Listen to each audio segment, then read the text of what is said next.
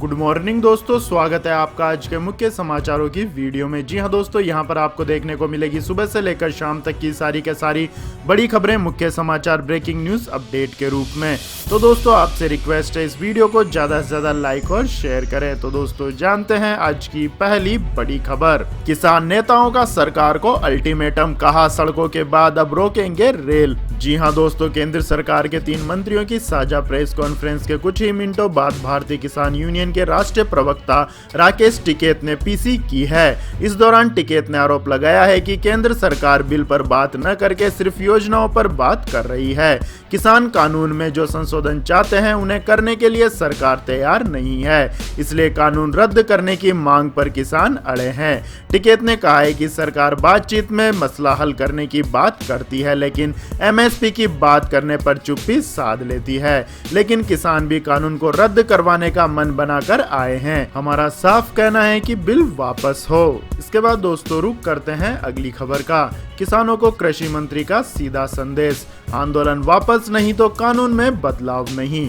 जी हां दोस्तों, नए कृषि कानूनों के विरोध में दिल्ली की सीमाओं पर डटे हजारों किसानों ने अपना आंदोलन तेज कर दिया है।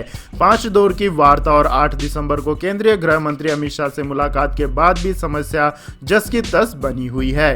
किसान कानून रद्द करने की मांग कर रहे हैं, जबकि सरकार बदलाव करते हुए इन्हें बरकरार रखने पर अड़ी हुई है। ऐसे में गुरुवार को केंद्र के 3 मंत्रियों ने साझा प्रेस कॉन्फ्रेंस की। इस प्रेस कॉन्फ्रेंस में केंद्रीय मंत्री नरेंद्र सिंह तोमर, वाणिज्य मंत्री पीयूष गोयल, कृषि सचिव संजय अग्रवाल के अलावा उपभोक्ता मंत्रालय में अतिरिक्त सचिव निधि खरे मौजूद रहे। इस प्रेस कॉन्फ्रेंस के दौरान केंद्र सरकार किसानों को मनाती हुई नजर आई। कृषि मंत्री ने कहा कि हम किसान यूनियनों से बातचीत करने के लिए तैयार हैं। उन्होंने बताया है कि कृषि के क्षेत्र में निजी निवेश पहुंचे, इसकी संभावना लगभग पहले न के बराबर थी। ऐसे में भारत सरकार ने इसके लिए कदम उठाया है। इस बात की अपेक्षा थी कि कानून के माध्यम से कृषि क्षेत्र को आगे बढ़ावा मिलेगा, किसानों को अपनी फसल के वाजिब और अच्छे दाम मिल सकेंगे। कानून के कारण ही किसान अपनी फसल कहीं भी बेचने के लिए स्वतंत्र हुए, लेकिन अगर किसानों को इसमें कुछ कमियां लगती है तो इसके लिए बातचीत कर मसले का समाधान निकालने का प्रयास करेंगे। इसके अलावा दोस्तों केंद्र सरकार का कहना है कि एमएसपी को लेकर जो किसानों को आशंका बनी हुई है, इसके लिए केंद्र सरकार लिखित में एमएसपी पर गारंटी देने के लिए भी तैयार है। इसके बाद दोस्तों जानते हैं अगली खबर। संजय राउत ने केंद्र पर साधा निशाना, कहा फार्मर्स प्रोटेक्ट के पीछे अगर चाइना और पाकिस्तान का हाथ है तो तुरंत कराएं सर्जिकल स्ट्राइक। जी हां दोस्तों, शिवसेना के वरिष्ठ नेता और राज्यसभा सांसद संजय राउत ने किसान आंदोलन को लेकर केंद्र सरकार पर निशाना साधा है। संजय राउत ने कहा है कि अगर किसी केंद्रीय मंत्री के पास ऐसी जानकारी है कि किसानों के आंदोलन के पीछे चीन या पाकिस्तान का हाथ है तो रक्षा मंत्री को तुरंत चीन और पाकिस्तान पर सर्जिकल स्ट्राइक करनी चाहिए। राष्ट्रपति, प्रधानमंत्री, गृह मंत्री और सेना प्रमुखों को इस मुद्दे पर गंभीरता से चर्चा करनी चाहिए। इससे पहले केंद्रीय मंत्री राव साहब दानवे ने महाराष्ट्र के औरंगाबाद में कहा था कि यह आंदोलन किसान का नहीं है, इसके पीछे चीन और पाकिस्तान का हाथ है। इसके बाद दोस्तों रुक करते हैं अगली खबर का। बीजेपी अध्यक्ष जेपी नड्डा का बंगाल सीएम पर हमला, बोले असहिष्णुता का दूसरा नाम है ममता। जी हां दोस्तों, पश्चिम बंगाल के दौरे पर निकले भाजपा के राष्ट्रीय अध्यक्ष जेपी नड्डा के काफिले पर हमला हुआ है। इस दौरान अज्ञात लोगों की भीड़ ने उनके गाड़ियों के काफिले पर पथराव किया, जिसमें कई कार्यकर्ता घायल हो गए। इसके बाद देर शाम नड्डा ने कॉन्फ्रेंस करते हुए कहा है कि यह हमला ममता सरकार की सोच दिखाता है। बंगाल के लोग खौफ में जी रहे हैं। जो बंगाल विचारों के आदान प्रदान के लिए जाना जाता रहा, बंगाल जिसने देश और दुनिया को दृष्टि दी, उस बंगाल में आज ममता सरकार ने जिस तरीके से राजनीतिक घटनाक्रम चलाया है, यह अत्यंत घातक है। यह स्पष्ट बताता है कि असहिष्णुता ममता बनर्जी का नाम है। यह घटना बंगाल के बारे में एक गलत धारणा बनाने के लिए प्रमाण के रूप में हमारे सामने आती है। साफ दिखता है कि यहाँ अराजकता है, असहिष्णुता है और पॉलिटिकल डिबेट के लिए कोई स्थान नहीं है। इसके बाद दोस्तों जानते हैं अगली खबर। हरियाणा सरकार का बड़ा फैसला, 14 दिसंबर से खुलेंगे स्कूल, 10वीं 12वीं कक्षा की 3 घंटे लगेगी क्लास। जी हां दोस्तों, कोविड-19 के हालातों के बीच स्कूलों को लेकर हरियाणा की खट्टर सरकार ने बड़ा फैसला लिया है। राज्य सरकार ने 14 दिसंबर से स्कूलों को फिर से खोलने के निर्देश दिए हैं। फिलहाल सरकार ने सिर्फ 10वीं और 12वीं के बच्चों को स्कूल बुलाने का फैसला लिया है। इसके साथ ही कक्षा 9वीं और 11वीं के बच्चों की भी क्लास लगेंगी। बाकी कक्षाओं के लिए फिलहाल फैसला नहीं लिया गया है। स्कूल खोलने का निर्देश निदेशालय स्कूल शिक्षा की ओर से जारी किया गया है। सरकार द्वारा जारी निर्देशों के मुताबिक कोविड-19 गाइडलाइन का पालन करते हुए सुबह में सरकारी और निजी स्कूल 14 दिसंबर से 10वीं और 12वीं कक्षाओं के छात्रों के लिए खोले जाएंगे। 10वीं और 12वीं के छात्रों को 3 घंटे रोज क्लास लगेगी। 21 दिसंबर को कक्षा 9वीं और 11वीं के छात्रों के लिए कक्षाएं फिर से शुरू होंगी। इसके बाद दोस्तों जानते हैं अगली खबर। नौकरी पाने और नौकरी देने वालों के लिए खुशखबरी, सरकार देगी दोनों को सब्सिडी। जी हां दोस्तों, कोरोना संकट महामारी के दौरान लाखों लोगों को अपनी नौकरी गंवानी पड़ी है। केंद्र सरकार ने अब ऐसे लोगों की मदद के लिए आत्मनिर्भर भारत रोजगार योजना के तहत 22,810 करोड़ रुपए मंजूर किए हैं। इस योजना के तहत रोजगार पाने वाले और रोजगार देने वाले दोनों को ही सरकार सब्सिडी देगी। प्रधानमंत्री नरेंद्र मोदी की अध्यक्षता में इस योजना को मंजूरी दी गई है। आत्मनिर्भर भारत पैकेज 3.0 के तहत केंद्र सरकार कंपनियों को नई नौकरियां पैदा करने के लिए प्रोत्साहित करेंगी। फॉर्मल सेक्टर में जो कंपनियां नई नौकरियां ऑफर करेंगी उन्हें इंसेंटिव दिए जाएंगे। कैबिनेट ने मौजूदा वित्तीय वर्ष के लिए 1584 करोड़ रुपए मंजूर किए हैं। बाकी पूरी योजना की अवधि यानी 2020 से 2023 के लिए 22,810 करोड़ रुपए खर्च किए जाएंगे। इसके बाद दोस्तों जानते हैं अगली खबर। अमेरिका में कोरोना का कहर, एक दिन में रिकॉर्ड 3000 से ज्यादा लोगों की हुई मौत। जी हां दोस्तों, अमेरिका में कोरोना वायरस संक्रमण से एक दिन में 3000 से ज्यादा लोगों की मौत हुई है। कोविड ट्रैकिंग प्रोजेक्ट के अनुसार अमेरिका में बुधवार को 3054 लोगों की संक्रमण से मौत हुई है, जो अब तक की एक दिन में सर्वाधिक संख्या है। इससे पहले 7 मई को 2769 लोगों की संक्रमण से मौत हुई थी। बुधवार को 18 लाख नमूनों की जांच की गई। देश में कोरोना वायरस संक्रमण के 2,10,000 मामले हैं और 1,06,688 लोगों का अस्पताल में उपचार चल रहा है। आपको बता दें दोस्तों, अमेरिका संक्रमण से सर्वाधिक प्रभावित होने वाला देश है और यहाँ संक्रमण से बचाव के लिए कम से कम 2 टीकों को मंजूरी जल्द मिल सकती है। इसके बाद दोस्तों जानते हैं अगली खबर। स्विगी का नया प्लान अब 36,000 रेहड़ी पटरी वालों को जोड़ेगी। जी हां दोस्तों, ऑनलाइन खाना मंगाने के मंच स्विगी ने गुरुवार को कहा है कि प्रधानमंत्री स्ट्रीट वेंडर्स आत्मनिर्भर निधि योजना के तहत वह रेहड़ी पटरी वालों के लिए अपनी योजना का विस्तार 125 शहरों में करेगी।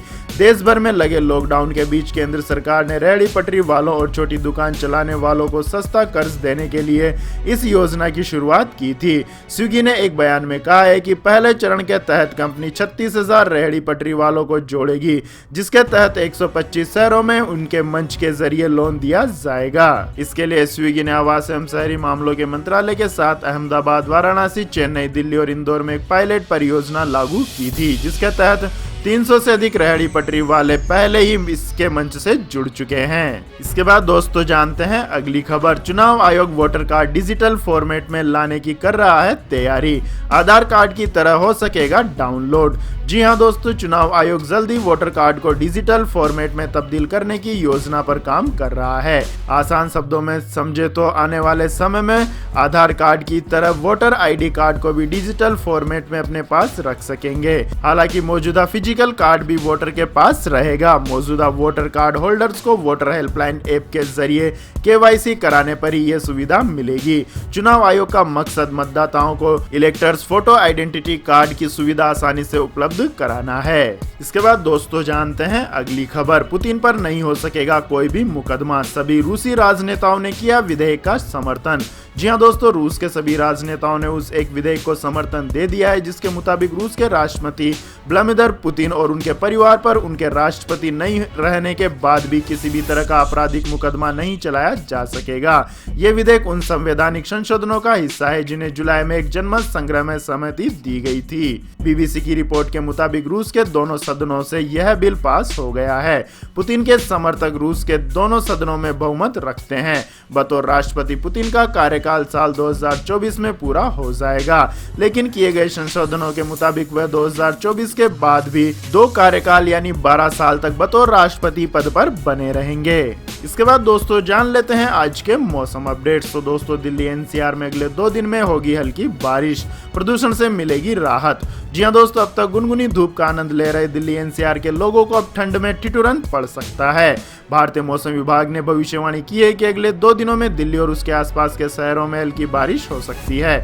इससे इन जगहों पर तापमान में कमी आ सकती है, जिससे लोगों को ज्यादा ठंड का एहसास होगा। मौसम विभाग के मुताबिक जम्मू कश्मीर, हिमाचल प्रदेश और उत्तराखंड में पश्चिमी विक्षोभ की वजह से ताजा बर्फबारी हुई है। यह विक्षोभ पश्चिम से पूर्व की ओर बढ़ रहा है, जिसके चलते 2 दिन में दिल्ली, यूपी, हरियाणा, पंजाब में हल्की बारिश हो सकती है। मौसम वैज्ञानिक विभाग के अनुसार पश्चिमी विक्षोभ के गुजरने के बाद बर्फ से ढके हिमालय से बर्फीली उत्तर पश्चिमी हवाएं चलेंगी, जिससे निचले मैदानी इलाकों में तापमान में भी तेजी से गिरावट आएगी। इसके बाद दोस्तों जान लेते हैं आज के पेट्रोल और डीजल के भाव। तो दोस्तों लगातार तीसरे दिन भी नहीं बढ़े डीजल और पेट्रोल के दाम।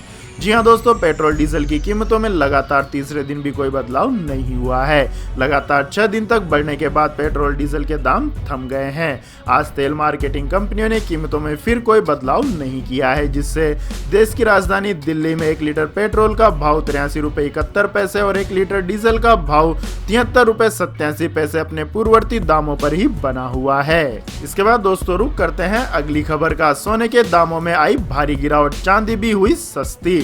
जी हां दोस्तों, शादियों के मौसम में अमूमन सोने चांदी की कीमतों में तेजी देखने को मिलती है, लेकिन सराफा बाजार में सोने और चांदी की कीमतों में जबरदस्त गिरावट देखने को मिली है।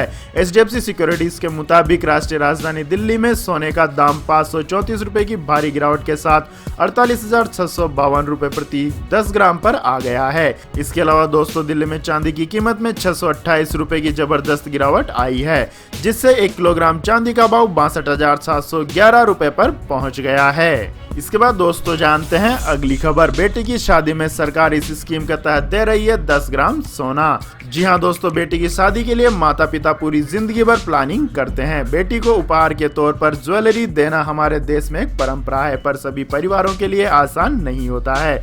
ऐसे में असम सरकार ने बेटियों के माता पिता की चिंता को कुछ कम करने के लिए अरुंधति गोल्ड स्कीम शुरू की है। इस स्कीम के तहत लड़की की शादी में सरकार की ओर से मदद के तौर पर बेटी को तोहफे में 10 ग्राम सोना दिया जाता है। अरुंधति गोल्ड स्कीम के तहत शादी के लिए रजिस्ट्रेशन करवाने वाली महिलाओं के अधिकार की रक्षा होती है। इस योजना का उद्देश्य आर्थिक तौर पर कमजोर माता पिता को कुछ राहत पहुंचाना है। सरकार की ओर से दिया गया सोना लड़की को भी आर्थिक तौर पर मजबूत बनाता है। इस स्कीम के तहत 10 ग्राम गोल्ड पाने की भी कुछ शर्तें हैं, जिसके अंतर्गत लड़की की शादी के समय उम्र 18 साल से कम नहीं होनी चाहिए। साथ ही शादी का रजिस्ट्रेशन करवाना जरूरी है। योजना का फायदा लेने के लिए दुल्हन के परिवार की सालाना कमाई 5 लाख से ज्यादा नहीं होनी चाहिए। योजना का फायदा पहली बार शादी करने पर ही मिलेगा। लड़के की उम्र कम से कम 21 साल होनी चाहिए। आपकी जानकारी के लिए बता दें दोस्तों, असम में पिछड़े इलाकों में बच्चों की शादियां जल्द ही करवा दी जाती हैं, जिससे उनकी पढ़ाई और स्वास्थ्य पर भी बुरा असर पड़ता है। अरुंधति गोल्ड स्कीम में मिलने वाले सोने को ध्यान में रखते हुए बहुत से परिवार बच्चों की शादी जल्द करने से बच रहे हैं। ऐसे में सरकार की ओर से यह स्कीम कई तरह से लोगों की मदद कर रही है। तो यह थी दोस्तों आज की सभी महत्वपूर्ण बड़ी खबरें। और दोस्तों बारी आती है आज के माइंड किच क्वेश्चन की, जिसका जवाब देकर आप बन सकते हैं एक शानदार उपहार के विजेता। तो दोस्तों आज का सवाल है, भारत की पहली महिला राष्ट्रपति का नाम क्या है? जी हां दोस्तों, अगर आपको इस सवाल का जवाब आता है तो तुरंत कमेंट सेक्शन में लिख दीजिए। इस वीडियो को लाइक कीजिए, शेयर कीजिए, हमारे चैनल को सब्सक्राइब करके बेल आइकन का बटन भी दबा लें। धन्यवाद। जय हिंद, जय भारत, वंदे मातरम।